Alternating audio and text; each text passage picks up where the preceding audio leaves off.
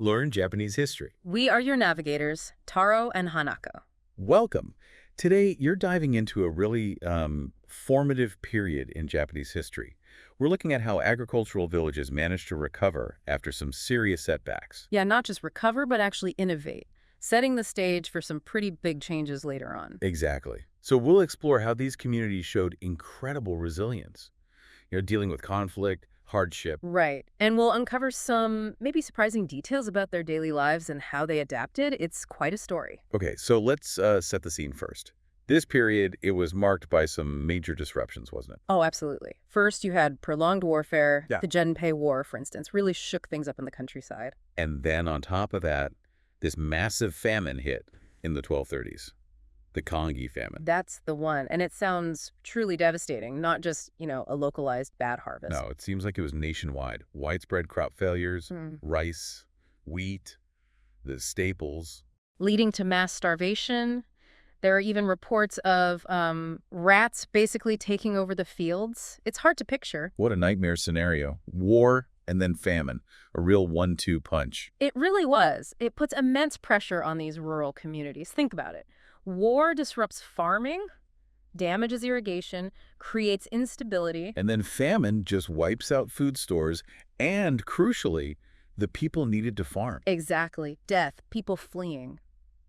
It decimated the workforce. So facing that, how did they even begin to pull themselves back? What were the immediate responses? Well, initially you see some efforts from the powers that be, the manor lords, the landowners. And the local administrators, the Yido. Yes, the Kido.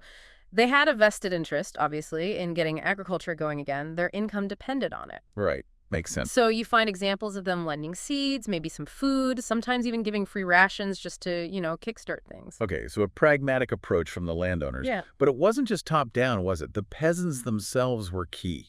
Oh, absolutely crucial. Despite all the suffering, the villagers who remained showed, well, remarkable resilience. How so? With so many people gone, those who were left started forging stronger local bonds. Influential farmers kind of stepped up. Took on leadership roles? Yeah, exactly. Organizing neighbors, pooling resources, facing the devastation together. It really shows the strength of those community ties in a crisis. That's fascinating. And it wasn't just about getting back to how things were before, right? Yeah. They actually started improving things, agricultural practices. Precisely.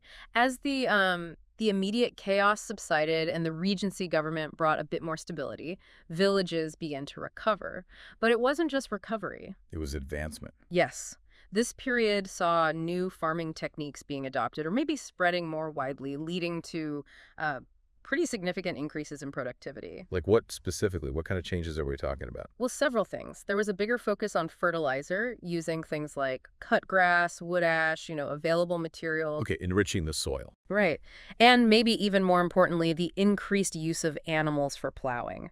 Oxen, horses. Ah, animal-drawn plows. Yes. And that allowed for much deeper plowing, which might sound simple, but It makes a big difference. it really does. Deeper plowing aerates the soil better, helps it hold on to nutrients like nitrogen, vital for plant growth. So a big impact from that shift. Right. Stronger animals, better soil cultivation. Got it. What else helped boost things? Well, new farming tools probably spread more widely too. Improved designs, maybe better suited to local conditions. Makes sense. And also in the more advanced regions, especially Western Japan, you see the expansion of double cropping. Growing 2 crops a year on the same land. Exactly. Rice and then wheat, typically. That really intensified land use and boosted yields where it was possible. And it wasn't just about farming itself changing, was it? You mentioned other skilled people popping up in villages. That's right. As villages recovered, it created space for rural artisans. Blacksmiths, obviously essential for tools. Mending plows, making new things. Exactly. And casters, people working with metal, even specialized crafts like indigo dyers. They'd either settle in villages or travel around. So a more diverse local economy is starting to emerge. Yeah, it shows growth beyond just basic subsistence farming. So we've got better farming, more skills. But it sounds like the glue holding it all together was the community itself. Absolutely vital. The village Shinto shrines, and especially the Mayaza, the shrine associations, were incredibly important. More than just religious centers. Much more. They were the social and organizational heart of the village.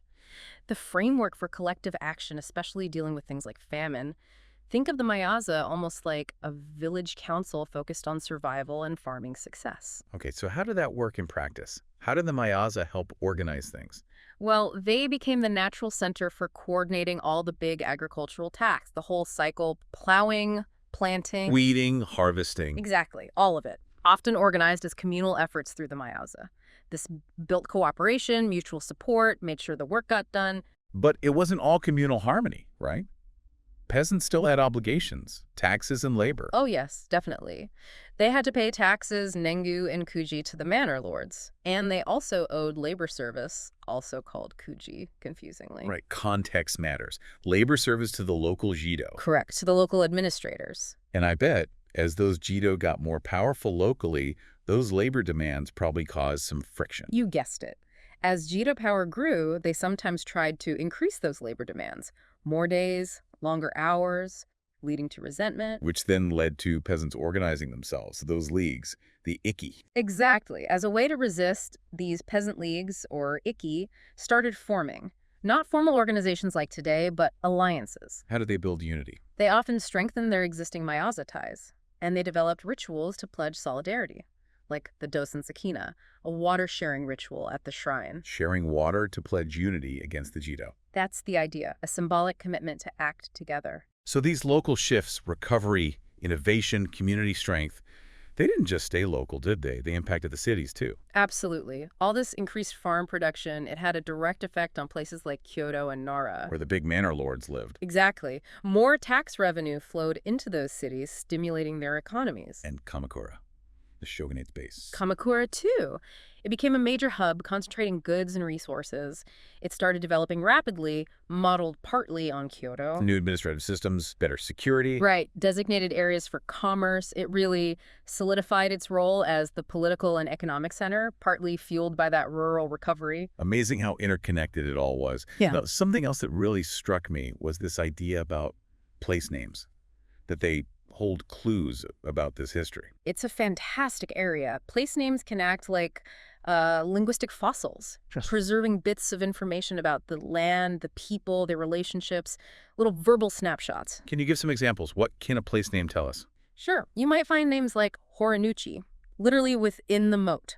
Okay, suggesting a fortification. Exactly. Or doi, meaning an earthen mound or fortified residence. These point to the presence of local warrior bands. What about how land was divided? You see names like Soryobun, the head family's share, and Shoshobun, a junior branch's share. Tells you about inheritance and family structures among warriors. Like reading a historical map in the language. Yeah. And the manor system, the shuin, any clues there? Oh, definitely. Names that were originally boundary markers for the manors. Or names indicating specific plots known for good soil controlled by the lord. You even see personal names attached to fields. Yes. Names like Jiromaru, Ishimaru, Hisatomi attached to Myoden, the cultivated fields, basically telling you who worked that land. And what about trade? Did the rise of markets leave traces? It did. You start seeing names like Futsukaichi, meaning second-day market. Ah, indicating when the market was held. Right. Or Honichi, the main market, and Shinichi, a new market. Clear signs of commerce spreading. So for medieval people, these names weren't just labels. They carried real information about their world. Precisely. Packed with historical and social context. And think about the Kaihatsu Ryoshu, the pioneer lords who developed new land. What about them? They often adopted the name of the land they developed as their own surname, showing this incredibly strong tie to the place. Like the Sagara clan. Exactly. They moved from Sagami to Higo province but kept the name Sagara, a permanent link back. Wow. And this idea of the Ishokame no Chi, the ancestral land. Yes, the place associated with your surname, often held family burial sites. It was the land you were most deeply connected to, spiritually and physically. Let's shift to the economy again. Rice was central, especially for taxes, right? Absolutely. The primary tax payment from peasants. But not the only payment. No. No. Especially in distant regions, it was impractical to ship tons of rice, so lighter things like silk, cloth, cotton were accepted as tax instead. And then exchange for rice later. Right. Closer to where the manor lords were, it shows a developing flexibility in exchange. And this need for exchange fueled the growth of markets. Gosankoku Ichi. It did. Regular markets, popping up mainly in rural areas, held maybe 3 times a month. vital places for trading rice, local goods, daily necessities. And you start seeing actual merchants emerge. Yeah, people whose job it was to travel between these markets, facilitating trade. And the increased use of coins must have helped grease the wheels. Song Dynasty coins. Hugely important. Imported through trade with China, these copper coins were just much more convenient than barter, especially for smaller transactions. So demand for them grew in markets among lenders. Yes. And you gradually see a shift towards paying taxes in cash, not just rice, in some areas. And with cash circulating more, you get money lenders, early finance. Exactly. The cachiage, people acting as moneylenders, providing loans, usually with interest, a sign of growing economic sophistication. Okay, so trade's picking up. To connect these buzzing rural areas with cities, you need better infrastructure, right? Roads, ports. Crucial. Improving roads and ports was essential to link rural production with urban demand. And new players emerged in transport. The Toyambu. Yes, wholesale merchants, basically. Operating at key hubs, like along the Yodo River, they handled long-distance trade and even used early bills of exchange kawas. Settling payments without hauling coins everywhere. Clever. Very. It streamlined things considerably. Did the shogunate get involved in building this infrastructure? They did. They understood its importance for control on the economy, so they invested in improving ports and roads. And there was help from an interesting group, the Kanjin Shonen, soliciting priests. Right. These were independent religious figures. They traveled around raising donations, often for Buddhist statues or temples. But they also funded infrastructure. Yes. Their fundraising often extended to restoring or building temples, manors, roads, and crucially, ports. They were major project organizers. So more than just priests, they were like community developers. In a way, yes. Figures like Singen, famous for rebuilding Todaiji Temple, were involved in broader projects too. We see ports like Wagai and Kamakura and Hyogo near modern Kobe developed largely thanks to their efforts. Connecting the country. But better roads and ports also meant checkpoints. Sekisho. Exactly. Authorities set up checkpoints at strategic points. Tolls were collected sekisen on roads, surio at ports. Supposedly for upkeep. That was the justification, yes. Funding maintenance and construction of infrastructure and temples. But I imagine merchants weren't always thrilled about these tolls. No, they could definitely hinder free trade. Plus, you had local Hito sometimes interfering, adding extra costs or delays. So how did merchants and artisans deal with that? Protect their business? They started seeking formal protection hoko from bigger powers. The imperial court, major manor lords. Bypassing the local interference. That was the goal, get some immunity. And this whole system contributed to the formation of za. Guilds. Associations. Exactly. Merchants and artisans banding together for mutual support, regulating their trades, securing privileges. It wasn't just about protection. It organized the commercial economy, fostered skills, even gave them some political clout. So when you really look at it, this period wasn't just about war and recovery. It was incredibly dynamic. Absolutely. Full of adaptation, innovation. That resilience in the countryside is remarkable. The way communities reorganized, new farming methods, local markets popping up, Yeah. it paints such a vivid picture. And you can really see the direct line from those rural changes to the growth of cities like Kamakura. It wasn't happening in isolation. It really makes you think, doesn't it, how the names of places you see today still hold echoes of all this. Those hidden histories right there in plain sight makes you wonder what else is waiting to be uncovered. We hope this deep dive has given you a richer feel for this pivotal time in Japanese history. Yeah, and maybe spark some curiosity. What aspects of this rural life, this economic transformation, do you find most interesting to explore further?